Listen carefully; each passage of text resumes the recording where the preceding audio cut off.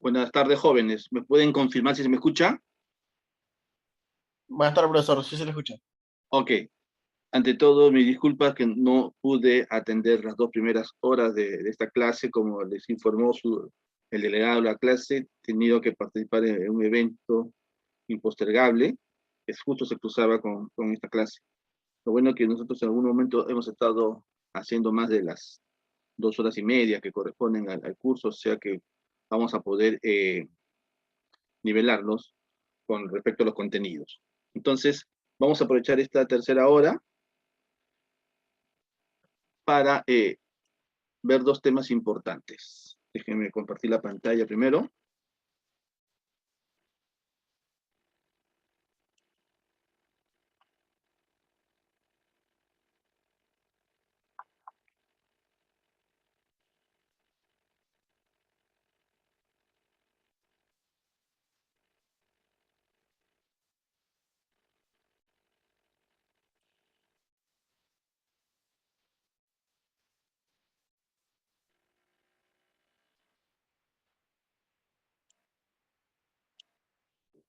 Bien, voy a... ¿Me confirman si ya se está viendo la pantalla, por favor? ¿Con Excel? Sí, ya se mira. Excelente. Fíjense, una de las cosas más necesarias para hacer el análisis longitudinal, se habrán dado cuenta que es construir la línea de influencia, porque solamente a partir de ahí es que ustedes pueden determinar cuál es, para cualquier carga, sea una carga puntual o un tren de cargas o una carga repartida, es la única herramienta que realmente nos ayuda a determinar dónde debe estar ubicada esa carga para generar el máximo esfuerzo y cuánto vale ese máximo esfuerzo para cierta sección en particular, ¿no es cierto?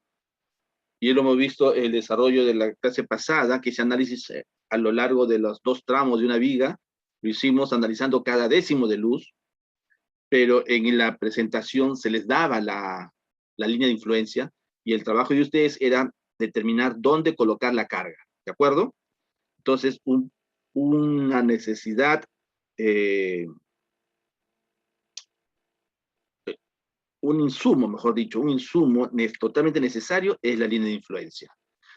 En su momento les hice una presentación de cómo construir líneas de influencia para vigas isostáticas, para diferentes parámetros, y creo que ustedes ya lo captaron muy bien, y sobre todo con el método de la línea de influencia cualitativa, ¿no es cierto? Ya creo que después de esa sesión a nadie se le ocurre hacer la construcción de una línea de influencia colocando la carga o hallando las ecuaciones, que son los métodos alternativos que se presentan cuando se ve en el curso de estructuras de la presentación clásica, ¿no? Definitivamente el método cualitativo es el que se debe emplear por su rapidez y facilidad de construcción, pero es para para vigas isostáticas. En el caso de vigas hiperestáticas, el problema es que para cada análisis hay que resolver primero una viga hiperestática y después recién poder construir la línea de influencia. Y entonces el problema se hace muy tedioso desde el punto de vista operativo. El concepto es muy simple, hay que resolver la viga ante la situación que corresponda, pero esa solución de una hiperestática, ya sabemos, no es directa, hay muchos métodos. Y entonces lo que les voy a presentar es una herramienta con la cual ustedes van a poder construir su línea de influencias para vigas hiperestáticas, y que es con las cuales se construyeron las líneas de influencia que yo les he ofrecido en la presentación de la semana pasada. Y es este programa llamado Influence Lines, es un programa para línea de influencia, y no es otra cosa que una hoja en Excel, donde está una relación bastante simple. Aquí está el solver, o sea, toda la programación de esta salida, que es la línea de influencia. Lo que está en amarillo son los datos que ustedes tienen que ofrecerle al software, ¿sí? A la hoja de Excel. Por ejemplo, entonces, vamos a borrar esto. Si ustedes quieren desarrollar la línea de influencia para una viga de 3 tramos, el primer casillero justamente es número de tramos. Según el programa, solo el máximo es 10 tramos y que es más que suficiente, ¿no es cierto? Pueden ingresarlo de frente o con este menú desplegable, desde 2 hasta 10, ¿no es cierto? Porque 1 sería isostática y por lo tanto no, el programa no funciona para vigas isostáticas, es aplicable para vigas hiperestáticas. Entonces, supongamos que tuviésemos una viga de 2 tramos. El siguiente dato aquí es el número de secciones en cada tramo, es decir, en cuántas secciones va a dividir el tramo. Podemos dividirlo desde 4 hasta 30, que también es ya es una precisión muy grande, ¿no es cierto? Porque dividir un tramo entre 30, pues las secciones van a estar muy cercanas y obviamente la máquina va a trabajar algunos milisegundos más, pero yo creo que sea tanta necesidad, y por lo tanto ya hemos recomendado que lo más común cuando se hacen estos análisis es dividir los tramos de viga en décimos de luz, ¿cierto? Entonces, este es el número de divisiones con los que hacemos a cada tramo. Si la viga es de 2 tramos, el tramo 1 se divide en 10 y el tramo 2 se divide en 10. Luego, la sección analizar nos pide si vamos a analizar la línea de influencia para el tramo 1 por el tramo 2, ¿no es cierto? Como ya hemos dicho que la viga tiene 2 tramos, podremos analizar en el tramo 1 o en el tramo 2. Y luego, recuérdense que la línea de influencia es para una sección específica. Entonces, si la viga tiene 2 tramos, nuestra sección caerá en el primer tramo o en el segundo tramo. Si decimos que cae en el primer tramo, podemos ingresarlo directamente también, muy bien. Ya sabemos que está en el primer tramo y hay que decirle en qué punto de ese primer tramo queremos a estudiar el parámetro que nos interesa. Supongamos que queremos al centro de la luz, muy bien. Entonces, para ello requerimos antes venir a este lado, donde se dan las características de longitudes. Si el primer tramo es de 60 unidades, la que usemos aquí no interesan las unidades, pero sí interesa la cantidad, ¿no? Puede ser 60-60, o si los tramos son diferentes, ingresar lo que corresponda. Pero esta es la longitud del primer tramo y esta es la longitud del segundo tramo. Luego, aquí lo que hay que ingresar es la rigidez, el parámetro inercia por I, o sea, módulo de elasticidad por inercia, pero en la proporción del primer al segundo tramo. No podemos tener cambios en el tramo mismo, pero sí entre el primer y segundo tramo. Si las vigas son iguales entre el primer y segundo tramo, entonces no nos interesa el producto E por I en sí, sino la relación. Si las dos son iguales, quiere decir que poniendo parámetros 1 y 1 sería más que suficiente. Si alguna de las secciones tiene un E por I que sea la mitad del otro, podríamos ingresar aquí 1 y el otro podría ser 0.5. O 2:1, que sería lo mismo, ¿no es cierto? Lo que quiero decir es que aquí suficiente es colocar la relación. No necesitamos el valor absoluto. Vamos a asumir que son iguales los dos tramos. Por lo tanto, la relación va en 1:1. Ahora sí, podemos regresar aquí y decíamos, si vamos a querer, por ejemplo, la línea de influencia del momento flector a 0.4L, que ha sido la sección que hemos trabajado en el ejemplo. ¿Recuerdan la sección 0.4L? Bien. Entonces, teníamos, y si queremos ser más exacto, más preciso con el ejemplo anterior, recuerdan que no era de 60, sino de 90. Las luces para los 2 tramos de esa viga de 2 tramos que usamos en el ejemplo de la semana pasada.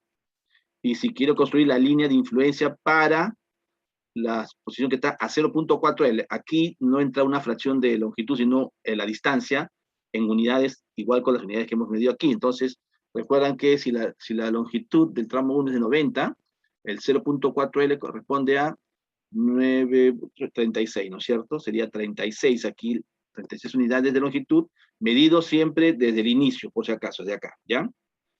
Y aquí es donde decimos que queremos entonces, ya estamos diciéndole que queremos a 0.4 de L del primer tramo de una viga continua de 2 tramos de 90 unidades de longitud cada uno, con relaciones de E por I de rigidez iguales, ¿sí? Aquí le decimos si queremos el momento flector o la fuerza cortante. Aquí sería el diagrama, la línea de influencia para momento flector, fíjense, y aquí la línea de influencia para momento flector, y calculamos. Ya está. Esa es la línea de influencia que ustedes tienen en sus apuntes cuando analizamos el momento flector a 0.4L. Pero ustedes para construir toda la tabla, recuerdan que hemos tenido que analizar de décimo en décimo, pues si lo hacían manualmente, como se hacía a la antigua, les va a tomar bastante tiempo. Ahora ustedes van a contar con esta herramienta. Al décimo de luz sería, ¿a cuánto? A 9 unidades, ¿no es cierto? Pues bien, ponemos 9 unidades y calculamos. Y ya tienen la línea de influencia al 0.1 de L. Al 0.2 de L es a 18, ¿no es cierto? Y ahí está la influencia para 18, o sea, a 0.2 L, a 0.3 L sería esto, calculamos, y ya tienen línea de influencia. Así es como se construyeron las líneas de influencia que usé en las diapositivas de la presentación pasada. Pero la línea de la gráfica es muy bonita, pero para trabajar yo necesito datos, ¿no es cierto? Pues bien, los datos están abajo, siempre. ¿De acuerdo? A todas esas diferentes curvas, línea de influencia que ya les presenté, esto se actualiza. Y si recuerdan el ejercicio, este fue el dato que yo les di para el ejercicio, ¿no? Entonces ustedes ya tienen la herramienta completa para resolver la parte del análisis longitudinal, que es la línea de influencia. Ese cuadro del cual nosotros nos preocupamos de trabajar solamente la fila para 0.4L, pero casi a detalle, no completo a detalle, pero sí casi a detalle, porque se les mostró cómo ubicar el tren de cargas del camión y luego de la carga de carril, pero se le indicó a ustedes que el tren de cargas del tándem era muy similar, ya quedaba para que ustedes lo hagan, y luego igual para el doble camión, el doble tándem, entonces todo eso es lo que se vio en la presentación, pero para una sola sección transversal a 0.4L y trabajando con esta línea de influencia cuya data está aquí, ¿sí? El resto de las filas de toda esa columna, de ese cel grande, se hace variando solamente que la línea de influencia y luego ustedes tienen que ver dónde colocar el tren de cargas. Ese es el trabajo tedioso, porque para cada línea de influencia tienen que ver dónde se colocan las diferentes cargas, ¿no? El tren del camión, el tándem, la de carril, la carga de carril, y después el doble camión y el doble tándem. Pero bueno, de todas maneras sigue siendo tedioso, pero no tan tedioso, porque ya tienen la herramienta para construir la línea de influencia, ¿sí? Esto es importantísimo que lo tengan porque va a ser lo que van a tener que emplear para desarrollar el siguiente trabajo grupal. Nuevamente, aquí queda, si se dan cuenta, los resultados, este está en 27 porque estoy a 0.3, ¿recuerdan? En 0.4 tenía que poner 36 y ya tenemos, recalculan aquí, y por si acaso esta tabla es la que corresponde a esta gráfica, ¿no es cierto? Jorge, ¿quieres hacer una consulta, por favor? Profesor, buenas tardes, ¿me escucha? Sí. Disculpe, ese Excel no lo ha pasado, creo. No, todavía no se ha pasado, se lo voy a pasar a partir de ahora. Ah, ya, pensé que lo estaba comentando con ¿Ya? otros. Gracias.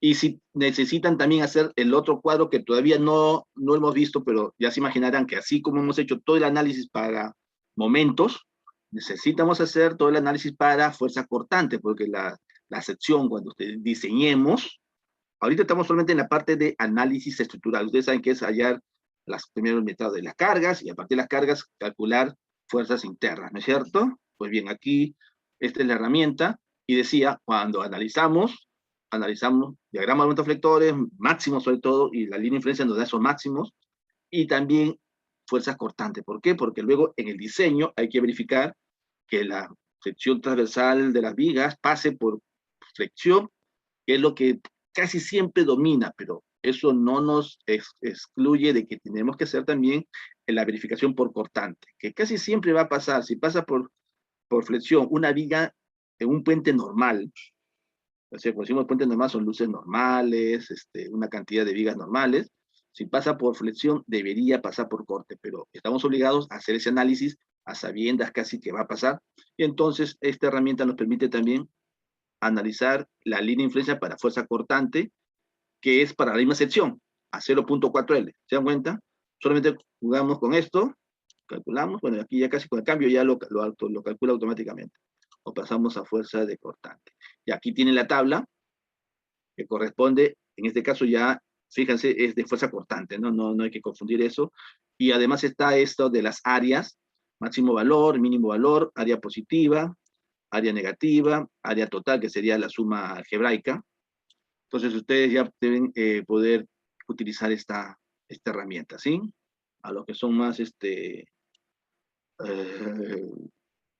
acuciosos, si quieren pueden revisar, aquí está el solver para esta herramienta. ¿De acuerdo? Algo cortito, pero que estamos seguros que pues les va a ayudar un montón para la parte de construcción de los diagramas de envolvente, de momentos y de cortantes para cuando hagan el diseño de su puente. ¿Alguna pregunta hasta aquí? ¿Se dan cuenta? Todo lo que esté en amarillo es lo único que se tiene que ingresar como dato.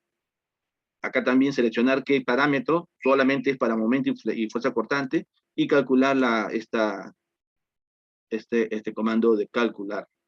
Y le sale automáticamente la gráfica acompañada con la tabla, que es lo que realmente ustedes necesitan para ubicar mejor o más precisión las cargas que quieren considerar. Y entonces eso es lo que quería mostrarles. Ya luego más tarde les voy a pasar por la aula virtual esta herramienta que la van a tener que usar todo el tiempo cuando estén construyendo sus envolventes de esfuerzos. ¿Alguna consulta antes de cerrar la herramienta de Excel? Está claro, ¿no? Ok. Podemos ahora continuar ya con el análisis de carga viva vehicular, que habíamos dejado la clase pasada.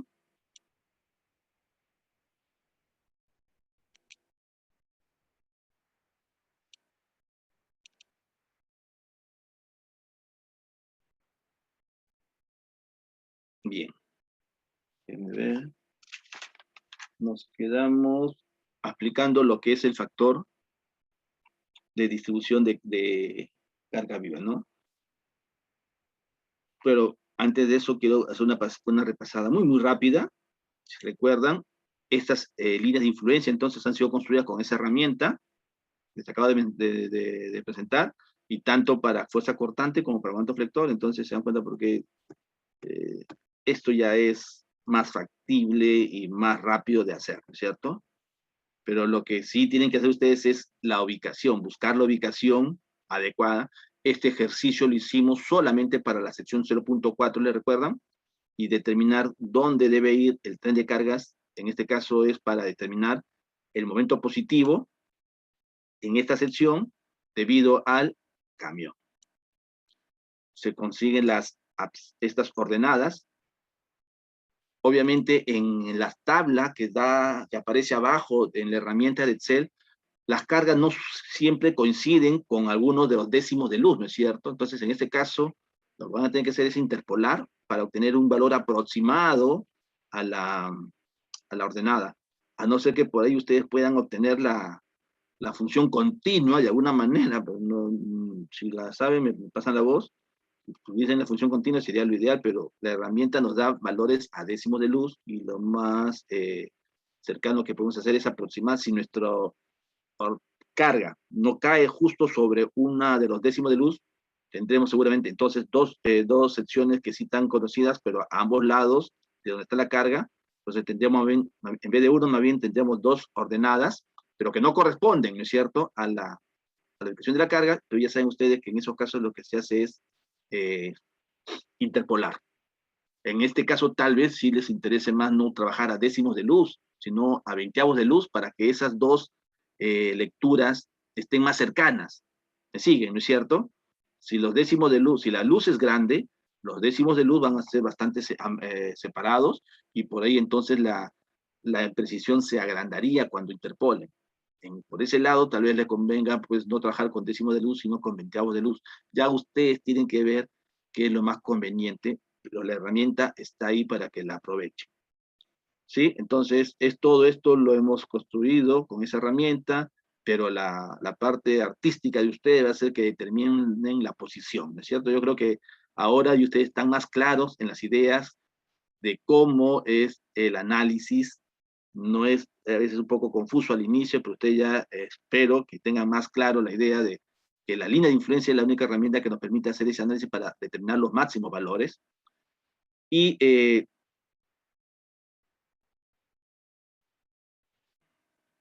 lo que nos corresponde ahora vimos lo que significa el análisis de la carga viva longitudinal, ¿no es cierto? que esto es un poco de explicaciones, pero más fácil fue irnos de frente a esta tabla que construimos paso a paso, primero determinando las secciones que se van a estudiar a las décimos de luz, luego estas columnas no son otra cosa que aplicar la línea de influencia, aplicar la carga del camión, ¿no? El track es camión. Estos dos valores son los que hemos presentado. Los Ingeniero, otros, disculpe, sí, dígame. no está compartiendo la pantalla. No me creo, no te creo, ¿sí? Sí. Y todo lo que he dicho, ¿por qué no me avisaron antes?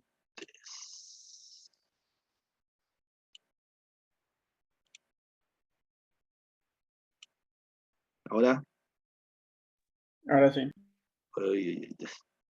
rápidamente, pero si me han escuchado, lo que le estaba refiriendo era esto, ¿no? Que todas estas las hemos construido con esa herramienta,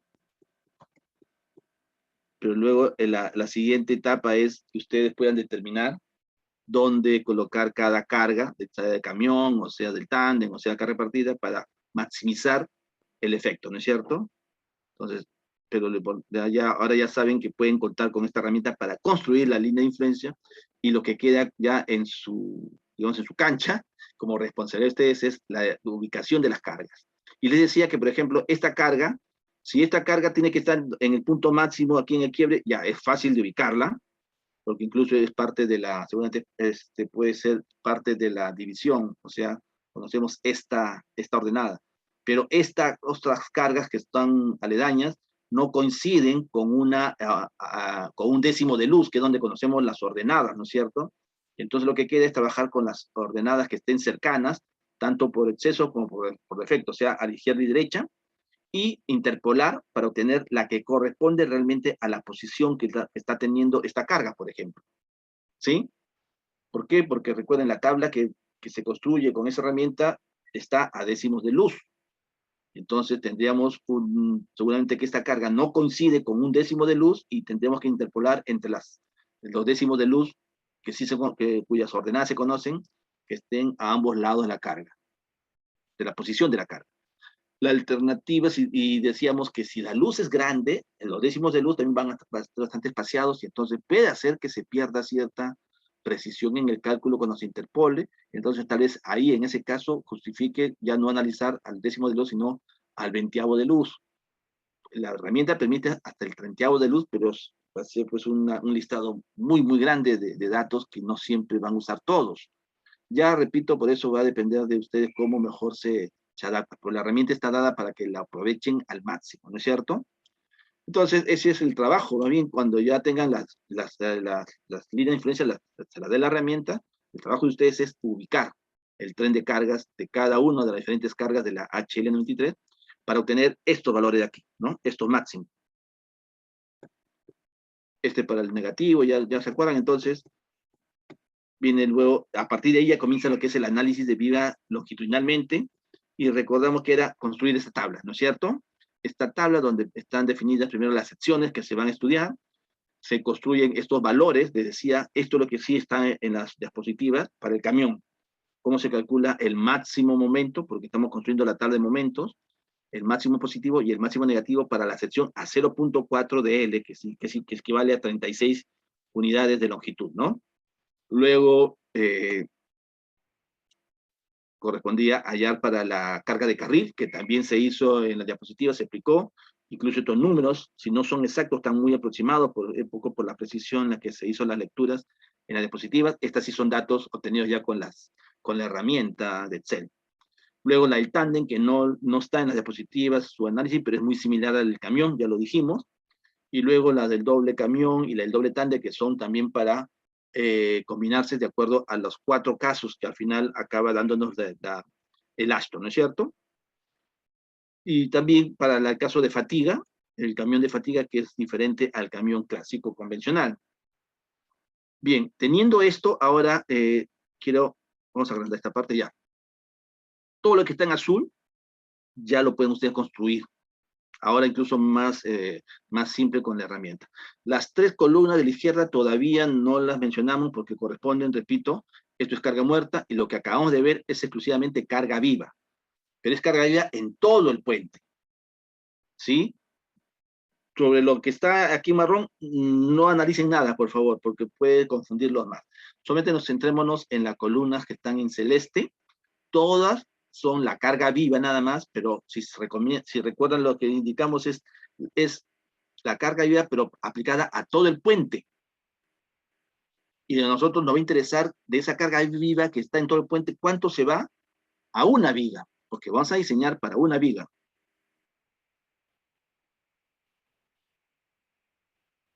Ya, entonces ahora sí ya se está viendo todo, ¿no es cierto? Gracias. Entonces, lo que viene a continuación es justamente el análisis en la dirección transversal. Ya hemos avanzado en en el análisis longitudinal, pero no podemos avanzar más hasta que ahora, lo que es de carga viva, podamos llegar a cuánto se va efectivamente a una viga específica. Y entonces viene lo siguiente, antes de irnos al análisis transversal. Tenemos estas columnas que son las diferentes, digamos, componentes de la carga HL93, ¿recuerdan? Luego el Ashton nos dice, pues estas se combinan en 4 casos. Y esto lo vamos a mostrar aquí. Aquí están los 4 casos, ¿no es cierto? Los 2 primeros son para cualquier sección y los 2 últimos son solamente en las regiones donde hay momento negativo. Repito, estas combinaciones producen también momentos positivos, pero esas las ignoramos, porque así lo dice el Ashton. Estas combinaciones de doble camión o doble tándem son solamente para magnificar un poco el momento negativo. Y luego queda el caso de estado límite y el caso de deflexión. Pero nosotros para el caso vamos a analizar los estados límites, nos centraremos en las 4 primeras, pero en realidad el análisis es con todos los otros casos también, por si acaso. Entonces teníamos esta columna ya construida, luego tendríamos que construir aquí los 4 casos, caso 1, caso 2, aquí continúa caso 3 y caso 4. Y cada caso tiene positivo y negativo. ¿Qué cosa es el caso 1? Cuando cuando combinamos el camión más la carga de carril, que es esto, ¿no es cierto? Y primero en orden, pues, el camión, que es el momento positivo producido por el camión, que se suma con el momento positivo producido por la carga de carril, que es esta parte de aquí. Pero como el Ashton me dice que la combinación de camión y carril no es camión más carril, sino camión más 1.33, ¿por qué?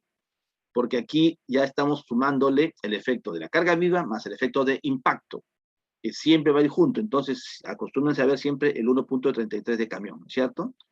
Entonces, es el 1.33 de camión más carril y todo al 100%, o sea, todo afectado por 1. Entonces, si nosotros hacemos eso y multiplicamos para el 0, todo es 0, para la sección a 0.1L, que es, o sea, a 9 pies, 485.193.193 por 1.33 más, o sea, ya es el momento positivo del camión más el momento positivo del carril, más 200.623, obtendríamos 845, ¿sí? Vamos a pasar entonces a ver ahora, cuando comenzamos a construir aquí los casos, 1, 2, 3, 4, y sus columnas, para cada caso, sus columnas de los efectos positivos y negativos.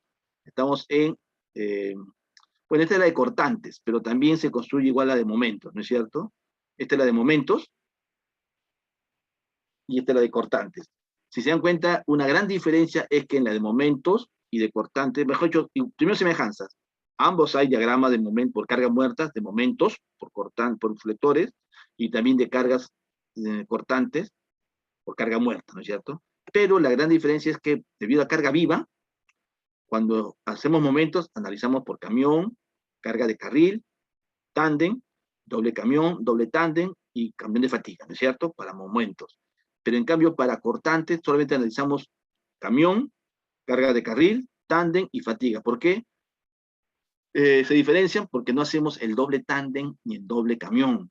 Esas columnas solamente se consideran para magnificar y analizar con unas alternativas adicionales los momentos negativos, es decir, los momentos en apoyos intermedios, no para los cortantes en apoyos intermedios. Por eso que no construimos esas 2 columnas de doble camión o doble tándem, ¿de acuerdo? Entonces, la tabla de momentos, la tabla de cortantes. La tabla de momentos tiene estas columnas de doble camión y doble tándem y que solamente se refieren, recuerden, a la parte de momentos negativos. Estas producen momentos positivos por acá, números, y por acá también, pero los llenamos de cero más bien, porque no vamos a combinar esos positivos que produce ese doble camión con las otras cargas, porque el reglamento del Ashton me dice que esta doble camión o doble tándem solamente es para momentos negativos. No es para cargas de fuerza cortante, por eso no aparecen aquí. ¿Y qué se hace? Hay que construir esos 4 casos. Decíamos, cuando he multiplicado 485.19, que es el momento por el camión, multiplicado por 1.33, y le sumo ese valor, el momento producido por la carga de carril, la repartida, que es 200.623, la respuesta es 845.929. Así hemos obtenido este valor, que corresponde al primer caso para momento positivo. Lo mismo, solo que usaremos las columnas de momentos negativos, tanto del 1.33 de camión más el de carga de carril, y obtendrían esto. Para el segundo caso es idéntico, solo que en vez de la que es 1.33 de camión, entra 1.33 tándem combinado con la carga de carril y obtenemos estos valores. El tercer caso es la que es con el doble camión más la carga de carril y todo al 90%, tanto para la columna positiva como para la columna negativa, y este es con el doble tándem, ¿no es cierto? Ya no tocamos las otras casos, porque solamente estoy concentrándome en los que necesito para los estados límites de resistencia y servicio, que son estos 4 casos. Ya no es el de fatiga, ya no es el de flexiones, porque esos son para analizar otras situaciones, no para los estados límites de resistencia y servicio. ¿Sí? Muy bien.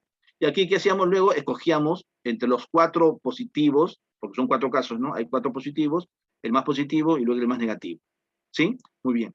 Y así hacemos con todos, y entonces aquí ya tenemos, digamos, lo máximo, maximorus, de momentos máximos para cada sección, en 0.1, en 0.2.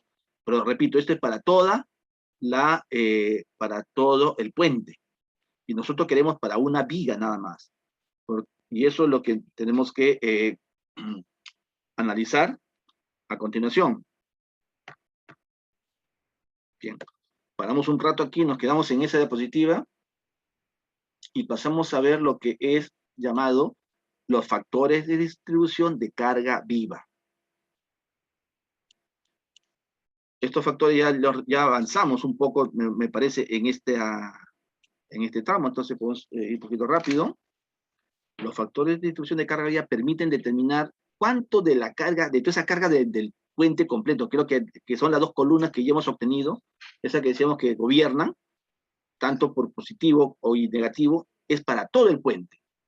De ahí yo quiero saber cuánto es lo que resiste una viga, nada más que una viga, no todas las, ¿sí? Y entonces vamos a usar unos factores que justamente cuando se le aplican a esos momentos, que es de todo el puente, nos permiten hallar los esfuerzos, tanto por momento y para cortante, para una viga. Es estos factores que llamamos G, que se multiplican. El momento long, aquí sería un momento de todo el puente, el que está en esas tablas a las donde hemos llegado. Cuando yo hay este numerito mágico, lo multiplico por el momento de todo el puente y obtengo el momento en una viga. Esto ya lo hemos revisado. Y para determinar esos parámetros de factor de distribución de carga viva, hay que calcular algunos parámetros previos para entrar a unas tablas, ¿sí? El primer parámetro es esta rigidez longitudinal. Se dieron los diferentes parámetros para determinar eso.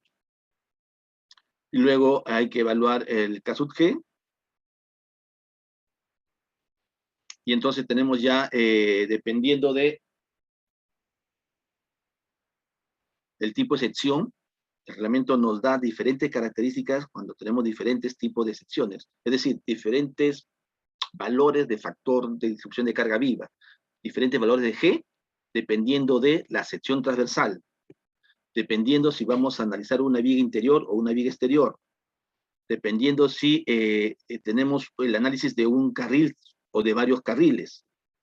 Si estamos analizando momento o cortante. Todos esos efectos afectan el valor de este numerito que es el factor de distribución. Pero además de eso, que vamos a encontrar en unas tablas que nos da el ASHTO, hay dos métodos adicionales. Uno es el método de la palanca, que básicamente es cuando lo que nos dice es que esta es una vista transversal, ¿no es cierto? Y entonces, si una vista transversal, aquí tendríamos varias vigas, que son las vigas que soportan a la losa, pero la losa sabemos que es un elemento continuo, y por lo tanto, las reacciones en cada una de esas vigas que le transmite el peso de la losa más los vehículos a las vigas, es un problema hiperestático, ¿no es cierto? Sin embargo, el reglamento nos dice que podemos resolver eso, simplificarlo eso, asumiendo que hay rótulas a la altura de las vigas. Porque si hay rótulas, entonces, excepto aquí, en la primera viga, en la viga exterior no podemos aplicar ese concepto de rótula, porque si colocamos una rótula aquí, esto se convierte en un mecanismo y este volado no estaría en equilibrio, y eso no se acepta, ¿no? Son métodos siempre y cuando sean todavía plausibles desde el punto de vista de estabilidad. Entonces, el método nos dice, para calcular la reacción aquí, que me interesa solamente para la viga exterior, no para la viga interior, para ninguna de estas vigas interiores, lo que nos dice el método es coloca rótulas. Suficiente con esta rótula, ya no me interesan las otras rótulas, y vemos cuántos camiones pueden ir cargando acá, y ver cuál es la máxima reacción que se puede obtener, ¿no es cierto? Ese es el método de la palanca, que está indicado en el reglamento.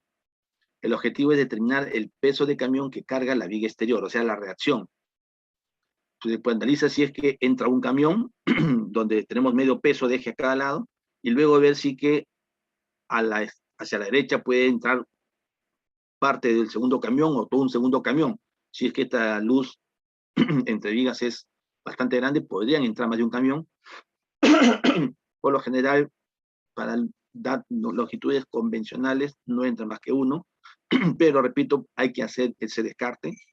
El siguiente camión se encuentra siempre a 6 pies de este eje, estaría el primer eje, y luego a 6 pies más estaría el segundo eje para completar un segundo camión. Como lo que queremos es la reproporción de la reacción aquí, no es necesario colocar la carga exacta que tiene el eje, sino saber que cada neumático lleva como peso, transmite la mitad del peso de un eje. Y entonces saber a partir de ahí cuál es la reacción con un simple explosión de momento, ¿no es cierto? No hay más cargas. Si entrase parte de un segundo camión o todo un segundo camión, también tendría que considerarse en la ecuación de momentos. Sea como sea, al final debemos obtener cuánto vale la reacción en la viga exterior. Y luego hay un tercer caso, siempre para viga exterior únicamente, que es el llamado análisis especial. Y es un tercer caso para la viga exterior porque comentamos en la clase pasada, la viga exterior es lo más crítico, ¿no es cierto? Y entonces el reglamento trata de tomar las máximas precauciones buscando siempre cuál es la situación más crítica, cuál es la reacción mayor que le corresponde a esa viga, con cualquiera de los tres métodos, con las tablas que tenemos en el reglamento, con el método de la palanca o con el análisis especial. El análisis especial no es otra cosa que calcular esa reacción también en proporción, nada más. No depende no se aplican los valores de carga.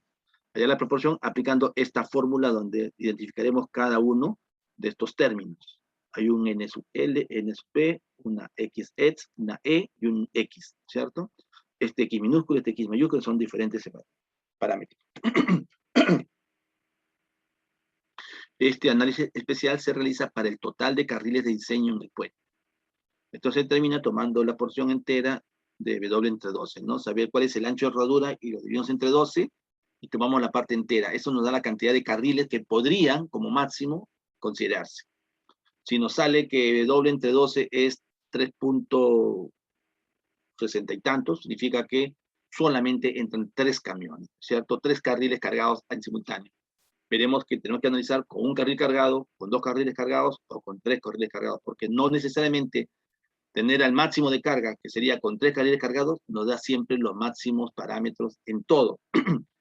Repito eso, el análisis estructural nos ha enseñado que algunas veces una combinación de menos cargas puede generar efectos mayores que tener una mayor cantidad de cargas. ¿Por qué? Porque algunas cargas contrarrestan los efectos y entonces no gano, no maximizo el efecto poniendo todas las cargas a la vez. Por eso la inteligencia en el análisis de quien hace el proyecto, el proyectista, de saber colocar y eso me refiero a carga viva, ¿no es cierto? Porque la carga muerta va siempre todo. El detalle del proyectista es saber dónde colocar la carga viva y en qué cantidad y en qué posición para maximizar sus efectos. Algunas restricciones para los anchos de libre vía. Y bien, para usar ya las tablas, vimos que dependen de varios factores. Uno de ellos es el tipo de sección transversal. Acá tenemos las vigas. En esta primera fila nos habla de este tipo de sección transversal. ¿Qué cosa identificamos? Primero tenemos los componentes de soporte. ¿Cómo son las vigas? Son vigas de acero. Estas son vigas de acero, se aprecian. Y luego el tipo de tablero.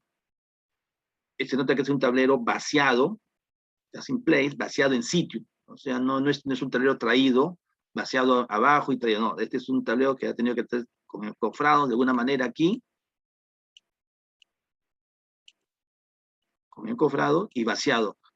Casi in place significa vaciado en sitio, ¿no es cierto? El concreto. O también puede ser tableros de concreto prefabricado, o sea, traído. Entonces, puede ser vaciado en sitio o traído de fuera de una planta. O también de steel grid. ¿Recuerdan que son esos tableros, pero hechos de plancha de acero con cocada, no acanalada, sino perforada, en tipo cocada también, y etcétera, hasta de madera se pueden considerar, pero siempre soportados, en este caso, sobre vigas de acero. En este segundo caso pueden ser vigas cerradas de acero o vigas prefabricadas de contexto tipo cajón, que son estas, ¿no es cierto? Esto que es delgado se entiende que es una viga de acero cerrada, como un tubo, o una viga de concreto, pero también cerrada en forma de cajón, por eso tiene su espesor. Aquí está mitad. Cualquiera de esos dos tipos de vigas, aquí sí solamente está el caso de tablero de concreto vaciado en sitio. Aquí no está considerado el de traer un tablero, que sí existe también esa forma, prefabricado y colocar. Luego hay otro tipo de vigas. Les pediría que ustedes revisen ya. Aquí nos indican la viga y acá está descrita qué tipo de viga es y luego qué tipo de tablero es, ¿no es cierto? Esto es para las vigas. Y aquí nos dice qué tipo de tableros está considerándose.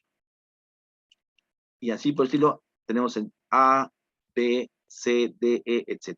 Nosotros para el caso de puentes carreteros básicamente vamos a estar para los tipos A y algunos casos en los tipos E, ¿cierto? Pero básicamente vamos a trabajar con el tipo A. Entonces, el reglamento nos dice que para viga interior y cuando analizamos momentos vectores, hay que usar esta tabla. Perdón. En esta tabla, que aquí está el número con el cual la pueden identificar ustedes en el reglamento ASHTO, se encuentra primero hay que ver con qué tipo de superestructura estamos contando en el puente que vamos a diseñar. Esta es una superestructura con tablero de madera o tablero de madera sobre vigas de acero o tablero de concreto sobre vigas de madera.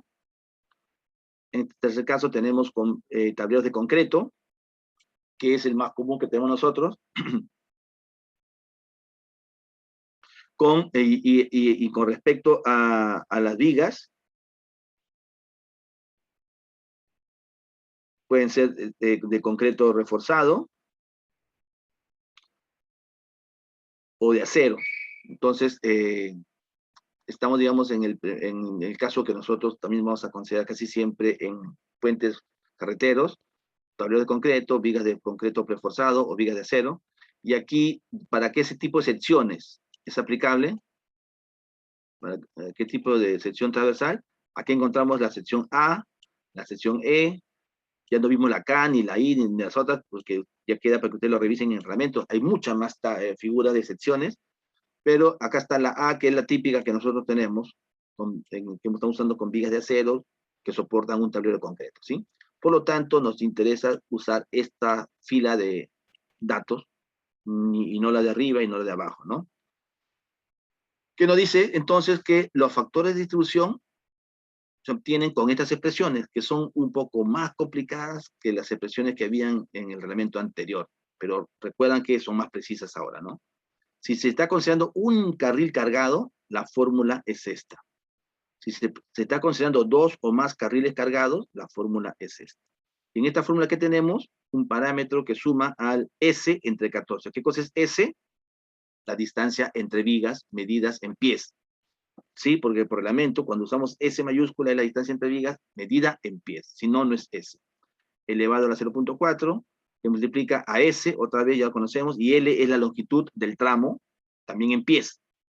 ¿Se dan cuenta? Entonces, adimensional en este caso, elevado a la 0.3, y que multiplica al K sub G, que ya es la rigidez longitudinal del puente, que ya dimos la fórmula cómo calcularla, sobre 12 veces la longitud del tramo L por el espesor del tablero.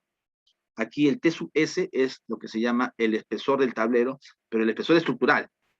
No se cuenta si hay una superficie, si cuenta con una superficie de sacrificio, esa no entra, solamente lo que es el espesor estructural, lo que va realmente a resistir. Y esto elevado al cubo. Pero ojo, cuando vamos a usar T sub S, de acuerdo al reglamento, si revisan la primera parte donde está la nomenclatura, el T sub S se mide en pulgadas. Todo lo demás en esta fórmula va en pies, pero el T sub S va en pulgadas. Por eso está este 12 por aquí, este numerito. Y todo a la 0.1.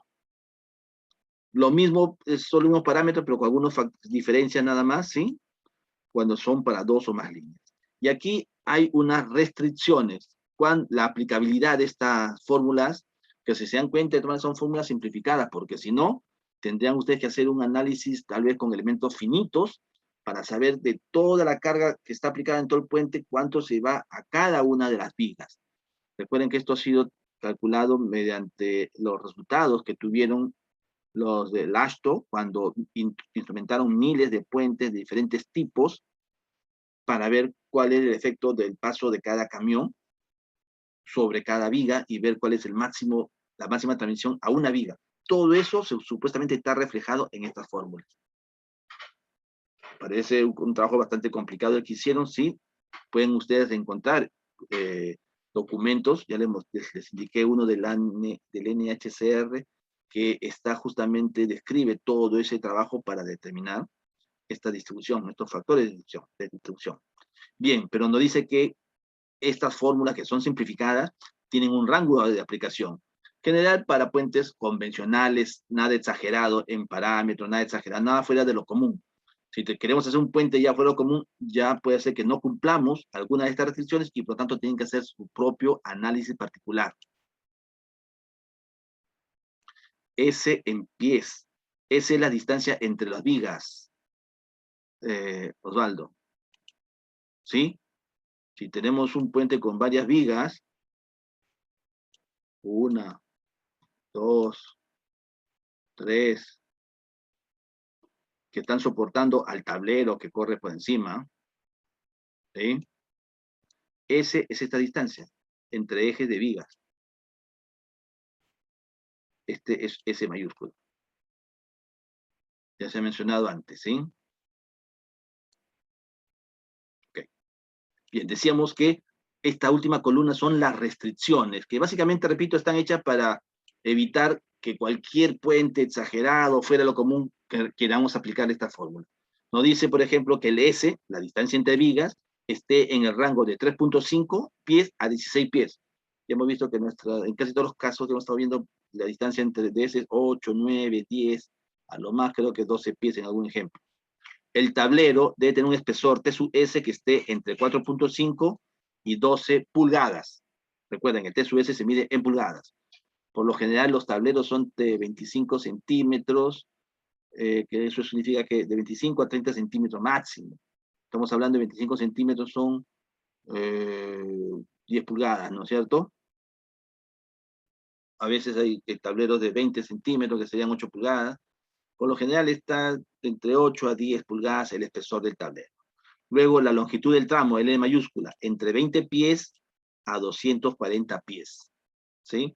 Menos de 20 pies ya no lo consideramos, recuerdan, puente, sino ya no sería puente, por eso es uno de los límites, y 240 ya es un puente de una luz bastante importante, ¿no? Es una luz de 240 pies por punto 3, estamos hablando de 72 metros de luz.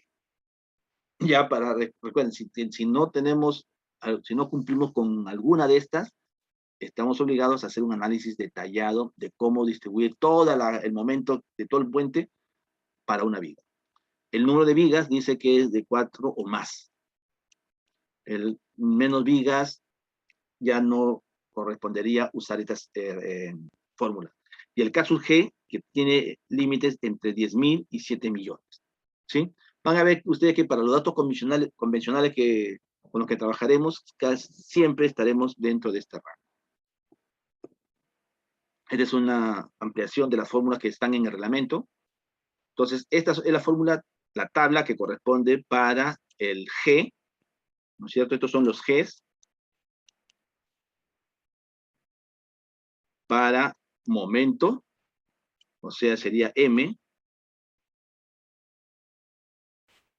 para viga interior, le ponemos una I, para diferenciarla de una viga exterior, que también vamos a hacer análisis, sería MI, y aquí está el caso para una carga cargada y para 2 o más cargas cargadas. Entonces vamos a darle una diferencial entre esto y esto, que ahorita hasta ahora son iguales, poner aquí agregarle un 1 y aquí le agregado un -2. Significa entonces que el número que resulta aquí es el factor de distribución de carga viva G para momentos, para viga interior, cuando considero 2 o más carriles. Y el valor que obtengamos con esta fórmula superior será el G, el factor de distribución de carga viva para momento, para viga interior, cuando analizamos un carril cargado. Luego, hay otra tabla que es también para momentos, pero ahora para viga exterior. Analizando el tipo de estructura, estamos aquí. Analizando la sección transversal, estamos en la sección A, estamos aquí, por lo tanto, nuevamente, esta es la fila con la que debemos trabajar, y nos dice, cuando analizamos con un carril cargado, ¿sí? One design lane loaded, un carril cargado, usamos la regla de la palanca. Y para 2 o más carriles cargados, usamos esta fórmula de E igual a 0.77 más D sub E sobre 9.1,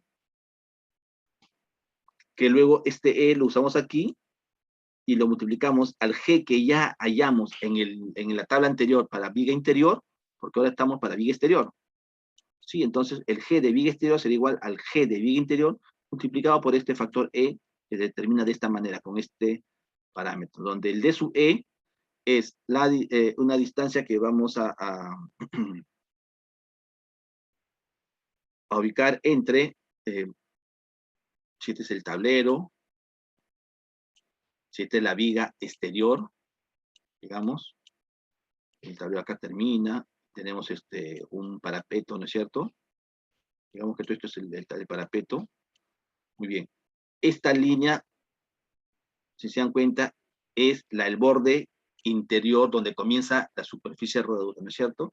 El D nos va a medir justamente la distancia entre ese borde y el eje de la viga exterior. Esa distancia es la que el reglamento llama D sub E. Repito, la distancia del eje de la viga exterior a la cara interior del parapeto del puente. Conocido esa distancia D sub E, si hay este parámetro E, y multiplicando este parámetro E por el factor que hallamos con la tabla anterior, obtenemos el G para viga exterior. El rango de aplicabilidad es con un D sub E entre -1 y 5.5. Cuando tenemos esta distancia positiva, ¿cuándo será -1? Cuando el parapeto, digamos, puede ser tan ancho, o la viga exterior esté tan exterior, que más bien la viga exterior queda a la izquierda del parapeto, de este borde interior del parapeto, ¿no es cierto? Ahí sería una distancia negativa. No puede estar muy grande tampoco esa distancia, máximo -1. Acá está la fórmula ampliada. Luego, cuando se quiere hacer cortante, ya vimos entonces para momentos flectores, para viga exterior y para viga interior, ¿no es cierto? O primero para viga interior y después para viga exterior. Veamos ahora la cortante para viga interior. La tabla también está en el reglamento, es esa. Y lo mismo, pues hay que ver primero el tipo de superestructura con la cual cuenta el puente. Vamos a ver que estamos en este grupo. La sección transversal. Acá está también nuevamente el A, el E, que son las más comunes para nosotros. Por lo tanto, tenemos que trabajar con esta fila. Si se tiene un carril cargado, usamos esta fórmula para hallar el G de cortante para viga interior. Para 2 o más carriles cargados, usamos esta otra fórmula. Y acá están las restricciones para poder usar esta tabla. Este es para cortante, ojo, recuerden. Y fue para viga interior. Y luego hay una cuarta tabla, acá está la numeración, hay una cuarta tabla, estas son las fórmulas ampliadas. Decía que hay una cuarta tabla para cortante, pero de viga exterior. Ya saben que caemos en este grupo, en esta sección transversal, y por tanto usamos esta fila para hacer nuestro cálculo. Cuando es un carril cargado, nos dicen que usemos la regla de la palanca. Para 2 o más carriles cargados, usamos esta fórmula que ya saben ustedes cómo calcular el D sub E, con el cual se tiene E, y a partir del E, allá multiplicar por el G interior, obviamente de cortante, para hallar el G exterior de cortante, ¿sí? Ya saben que es D sub E y las limitaciones. Entonces tendríamos con eso el G, y con esos valores de E, se obtiene el G, ¿no es cierto? Este G que obtienen ustedes es el G para cortante, ¿de acuerdo? Para viga exterior, se va una E, y depende si estamos analizando un carril cargado o analizamos 2 o más carriles cargados. Si se dan cuenta, entonces, tendremos que analizar siempre 2 valores de G por momento y 2 valores de G para cortante. De los 2 valores de G para momento tendremos que tomar el mayor. Y para los 2 valores de G por cortante también tomar el mayor de todos. Y con eso es lo que hacemos el análisis de la carga viva transversalmente.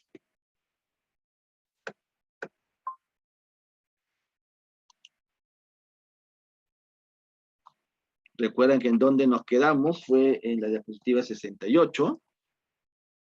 Y terminamos con esto. El numerito que hemos hallado está aquí. Este DF es el G. Para el ejemplo de este puente, el G resultó ser para momento 0.86. Entonces multiplicamos todo lo que era gobernado, lo que son los momentos máximos, por este G, o DF lo hemos llamado, y obtenemos ahora sí, lo que era para todo el puente, que son estas 2 columnas, la volvemos a hallar, y tendremos el efecto ya de carga viva, pero para una viga. Y aquí está. Si ustedes estas 2 columnas las multiplican por 0.86, tendrán estas 2 columnas. Y ahora sí, estas 2 columnas representan el efecto de momentos flectores, de carga viva más impacto para una viga, para una plate girder.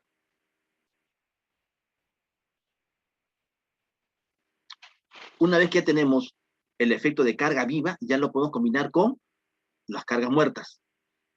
Estas 2 columnas de acá las he traído acá para tener todo junto. Yo así tengo DC1, DC2, DB2, que son cargas muertas, y acá tengo carga viva. Y aquí ya puedo aplicar resistencia 1. ¿Qué cosa dice resistencia 1? Resistencia 1 está aquí, en celeste, es aplicar el gamma P para el DC, el gamma P para el DW, y 1.75 para LL más impacto. ¿Cuánto es el gamma P para DC? Es 1.25. El gamma P para DW es 1.50, es en la otra tabla que les mostré, y con eso llegamos entonces a esta combinación, señores. 1.25, el DC1, 1.5, el DC en general, ¿no es cierto? El DC. 1.50, el DW, y 1.75, el LL más impacto. Y si queremos analizar por construcción, con cargas constructivas, es 1.25 DC más 1.5 las cargas de construcción que se están considerando. Para resistencia 3, para resistencia 4, para resistencia 5, las combinaciones, los factores de amplificación de las cargas son diferentes. Ahí están. Y entonces, esta columna, ¿cómo se construye? Multiplicando 1.25 por DC1 más DC2. Las dos cargas, como son DC, se suman por 1.25. Más el DB, cuyo factor es 1.50, más la carga viva, que su factor es 1.75. Si ustedes suman estos dos por 1.25, más esto por 1.50, más esto por 1.75, van a obtener este valor. Y este de acá, ¿cómo se obtiene? Lo mismo que hicimos con la carga muerta, pues esto no cambia, pero ahora aquí le sumo 1.75 menos 96. Y sale 4.16 positivo. ¿Por qué? Porque el efecto de esto de la carga muerta es más positiva que el efecto de la carga negativa de carga viva, ¿no? Pero ya a partir de cierta zona ya comienza a aparecer ahora sí el efecto de negativos. ¿Por qué? Porque la carga viva negativa es mucho mayor que el efecto de carga muerta. Entonces, si se dan cuenta, tenemos ya estas columnas que ya están combinando las cargas muertas por sus factores de amplificación y la carga viva con sus factores de amplificación, pero todo para una viga. Estas cargas las vamos a conversar un poquito más cuando veamos el metrado de cargas muertas. Hasta ahora simplemente decimos que calculamos las cargas y las multiplicamos. Bueno, cada carga repartida genera un diagrama de momentos vectores y luego las amplificamos según lo que dice el reglamento Ashton, ¿no? Lo mismo para el estado libre, el estado límite, perdón, de servicio 2, hay que ver cuáles son los factores que se usan y se construiría esta columna y esta columna. La distribución, esta columna para momentos flectores, según el estado límite de resistencia 1, está aquí graficado.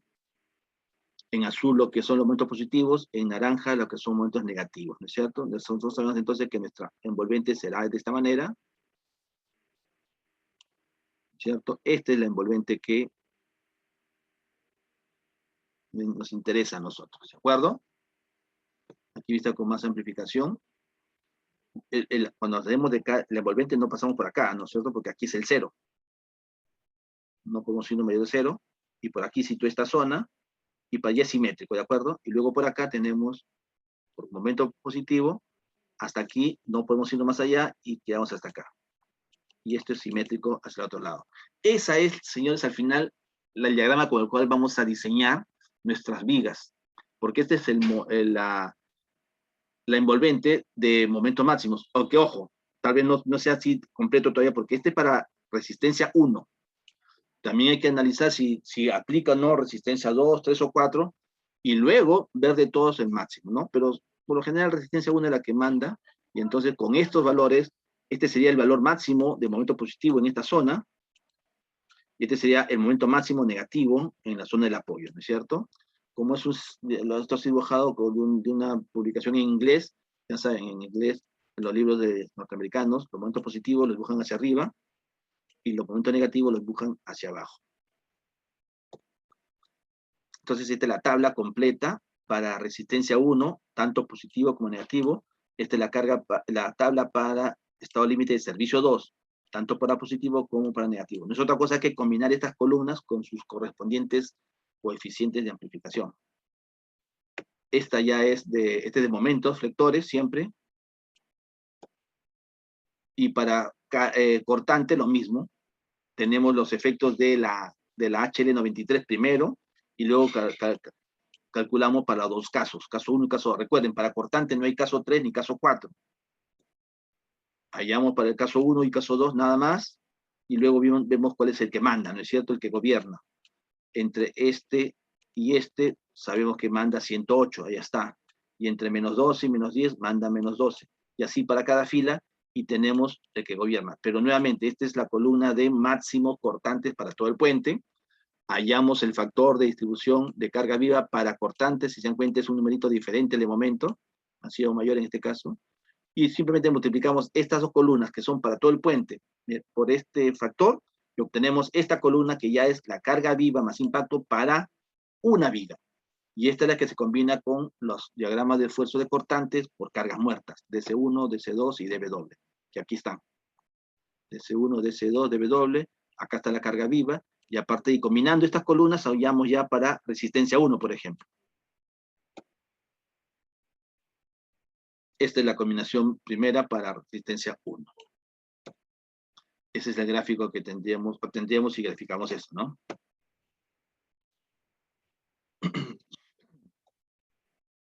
Bien, Con eso, tenemos ya cubierto toda lo que es la distribución de cómo el efecto de todo el puente se va a una viga, ¿no?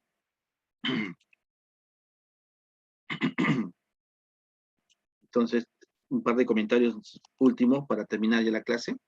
Decíamos que luego de determinar los esfuerzos máximos de corte y flexión longitudinalmente en todo el puente, se deben distribuir a cada viga del puente, ¿no es cierto? Para eso se debe determinar el número de carriles con carga viga que soporta cada viga. Eso no es otra cosa que definir el valor del factor de distribución de carga viva. Esto se obtiene mediante la aplicación de los factores de distribución de carga viva. Sin embargo, hay un detalle último, lo que se llama multipresencia de carga viva. El efecto extremo de carga viva se determina considerando cada posible combinación del número de carriles cargados, afectada por el factor de multipresencia, el cual tiene en cuenta la probabilidad de ocupación simultánea de los carriles por la carga total de diseño HL93. Es decir, si nosotros tenemos un solo carril cargado de un puente que puede tener varios, entonces el factor de multipresencia va a ser 1.2, que significa que a esa carga de un solo camión hay que amplificarla por un valor de 1.2. En cambio, si tenemos dos carriles cargados, como se aprecia aquí, el factor de multipresencia es 1. ¿Qué significa que el factor de multipresencia sea 1? Significa que para el ASTO, parlamento, tener dos carriles cargados es casi la certeza, es lo que siempre debería haber, y por eso no se le amplifica ni se le reduce. En cambio, cuando tengamos la consideración, cuando consideremos o incorporemos en nuestro análisis 3 carriles cargados, el reglamento nos dice, ya eso es un poco más difícil, que estén los 3 a la vez, por lo tanto, los efectos que produzcan, afécalo al 0.85 o al 85%, ¿sí? Significa que nos está diciendo implícitamente que es muy raro, ya no hay una certeza total de que existan siempre 3 carriles cargados, entonces considéralo, pero al efecto que obtengas, bájalo al 85%. Y si tienes más de 3 carriles, o sea, 4 o más carriles cargados, nos dice el reglamento, el reglamento nos dice, eso es más raro aún, así que aféctalo por un 65%. El factor de multipresencia ya está considerado en todas las fórmulas empíricas presentadas. Esos cuadros, eso lo llaman fórmulas empíricas. Recuerden que son una fórmula muy rara, porque son la única forma de hacer coincidir los datos de entrada con los resultados que se leyeron en los puentes instrumentados, ¿sí? No son, ya les dije la semana pasada, no son fórmulas deducidas matemáticamente mediante un análisis diferencial, integral, nada que ver. Son, hago pasar por el puente cierta carga, conozco la carga, y luego leo los efectos de esa carga en las vigas, conozco la respuesta, ¿sí? ¿Cuánto del camión se fue a cada viga? Yo puedo calcular eso con la instrumentación. Entonces luego busco justamente eso, cómo hallar el numerito que me transforma toda la carga del puente a lo que se va a una viga. Esos factores son, las únicas fórmulas son esas que hemos presentado, que supuestamente son mediante un proceso matemático y combinando los diferentes factores, entra el S mayúscula, entra el T sub S, entra si es momento o cortante, afecta si es el tipo de tablero de madera o de concreto o de acero, si la viga es de perfil Lee o si la viga es cerrada. Entonces se imaginan que ellos han analizado un sinnúmero de puentes variando todos esos parámetros y encontraron ciertas coincidencias agrupándolos, obviamente, y con esas fórmulas. ¿Sí? Por eso se llaman fórmulas empíricas. Como el estado límite de fatiga se basa en la carga de un camión en un solo carril, se empleará factor de distribución para un solo carril de carga. Todos los factores de distribución usados en este caso deben dividirse entre 1.2, que es el factor de multipresencia para un solo carril de diseño. Para las deflexiones por carga viva, se asume que todos los carriles de diseño están cargados. Bien, con esto sí hemos terminado toda la presentación de lo que es el análisis de carga viva. Lo que toca a continuación será ya hacer un ejercicio de resolver todo un problema completo numéricamente, que va a ser muy similar a esa tabla, pero para ello tenemos que hacer ver el análisis de la carga muerta, ¿no? Eso lo veremos ya en el próximo, la próxima semana, la próxima clase. Vamos a terminar aquí y solamente como aviso, para la segunda práctica que tenemos este viernes, sería básicamente lo que vino en la primera práctica, y algunos cálculos nuevamente de las cargas muertas y cargas vivas, ¿sí? No vamos a incluir todavía nada del factor de distribución, porque solamente hemos presentado la teoría, pero yo quiero hacer un ejercicio con ustedes para que vean cómo se calculan los factores de distribución, ¿de acuerdo? Entonces, básicamente sería el mismo tema de la clase pasada, con un poco más de lo que es el análisis en el sentido longitudinal, nada más. Bien, jóvenes, no les quito más ahora sí el tiempo. Disculpen que nos hemos pasado 12 minutos. ¿Alguna consulta antes de terminar? Disculpe, Sí, profe, Sebastián. Iván, sí, dime. no ha subido la carga, los capítulos del capítulo 5 de carga viva, el PowerPoint. ¿No está subido todavía? Todo ese que hemos estado No, viviendo. Ya, se lo subió el subo capítulo ahora. 5 de líneas de influencia. Ya, se lo subo ahora más tarde, por favor, ¿ya? Junto con el Excel. Sebastián, ¿también quieres participar? Sí, profesor, tengo dos dudas. Una con respecto a la práctica y otra con respecto a la tarea. Con respecto a la práctica, ¿van a pasar el solucionario de la práctica 1?